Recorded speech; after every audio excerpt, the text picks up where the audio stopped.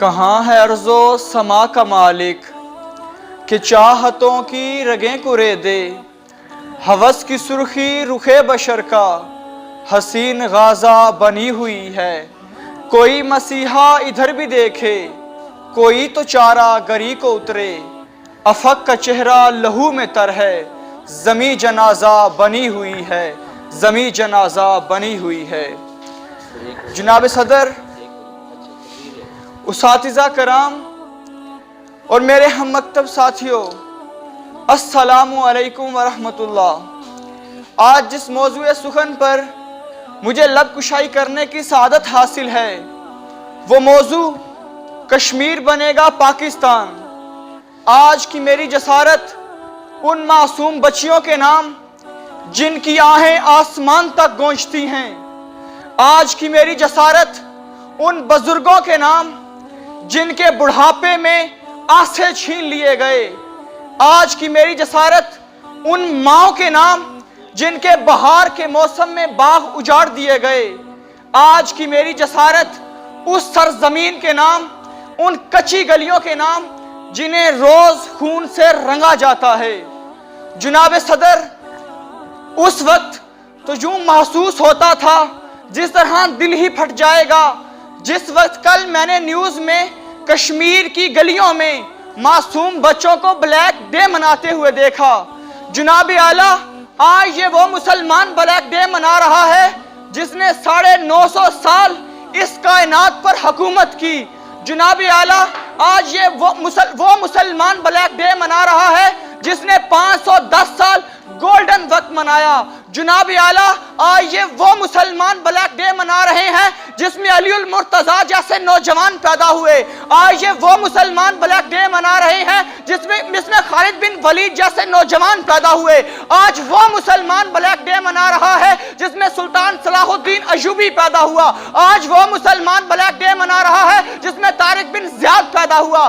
آج وہ مسلمان بلیک ڈے منا رہا ہے جس میں محمد بن قاسم پیدا ہوا۔ جناب اعلیٰ، یہ آج وہ مسلمان بلیک ڈے منا رہا ہے جس کے بارے میں مفسر اسلام علامہ محمد اقبال کہا کرتے تھے، دی اذانے کبھی یورپ کے کلیساؤں میں، کبھی افریقہ کے تپتے ہوئے صحراؤں میں، دشت و دشت ہیں صحرا بھی نہ چھوڑے ہم نے، بحر ظلمات میں دوڑا دیے گھوڑے ہم نے۔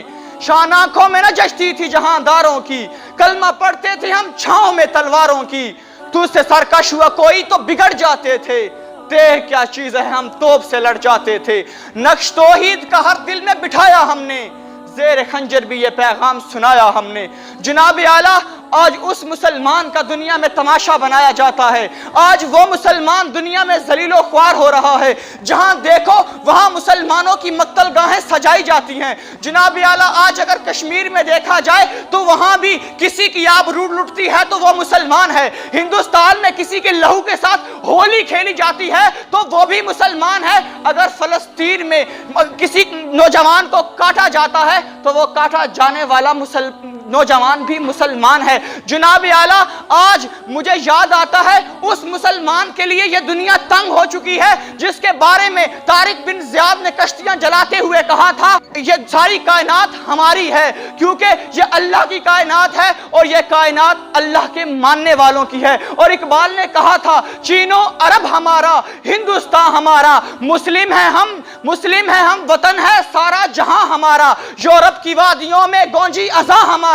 تھمتا نہ تھا کسی سے سہل رواں ہمارا، باطل سے ڈرنے والے آسماں نہیں ہم، 100 بار کر چکا ہے تو امتحان ہمارا، 100 بار کر چکا ہے تو امتحان ہمارا۔ جناب اعلیٰ، اگر اس موقع پر میں ان کشمیریوں کی آہیں آپ کو نہ سناؤں تو ظالم ٹھہروں۔ جناب اعلیٰ، میں کیا بتاؤں وہاں کی ظلم کی داستانیں۔ ایک باپ اپنے گھر سے اپنی بیٹی کو یہ کہہ کر جاتا ہے کہ بیٹی تم کھانا بناؤ، میں تمہارے لیے عید کی چوڑیاں لے کے آتا ہوں۔ اس معصوم باپ کو بیچ چرواہے میں شہید کر دیا جاتا ہے۔ وہ بیٹیاں آج بھی سسک کر اپنی ماں سے سوال کرتی ہیں، بابا چوڑیاں کب لائیں گے، بابا چوڑیاں کب لائیں گے؟ وہ ماں کس منہ سے جواب دے کہ تمہارے بابا لوٹ کر واپس نہیں آئیں گے۔ جناب اعلیٰ یہ ظلم کی داستان تو تھمنے والی نہیں، یہ دہشت گرد روز با روز اپنے ہتھ کنڈوں کو بڑھاتے جاتے ہیں۔ جناب اعلیٰ میں آپ کو مایوس کر کے نہیں جانا چاہتا۔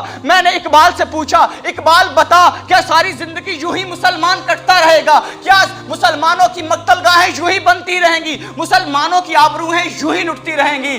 اقبال کہتا ہے نہیں، نکل کر صحرا سے جس نے روما کی سلطنت کو الٹ دیا تھا، سنا ہے میں نے یہ قدسیوں سے کہ وہ شیر پھر ہوشیار ہوئے۔ انشاءاللہ وہ وقت آئے گا جب ہم ان وقت کے دہشت گردوں کا سر کچلتے ہوئے ان وادیوں میں یہ نعرہ لگاتے ہوئے جائیں گے، وَجَالْ حَقُّ وَزَاحَقَ الْبَاطِلِ اِنَّ الْبَاطِلَ كَانَ زَهُوقًا۔ یاران جہاں کہتے ہیں کشمیر ہے جنت، جنت کسی کافر کو ملی ہے نہ ملے گی۔ فَمَا عَلَيْنَا إِلَّا الْبَلَاغُ۔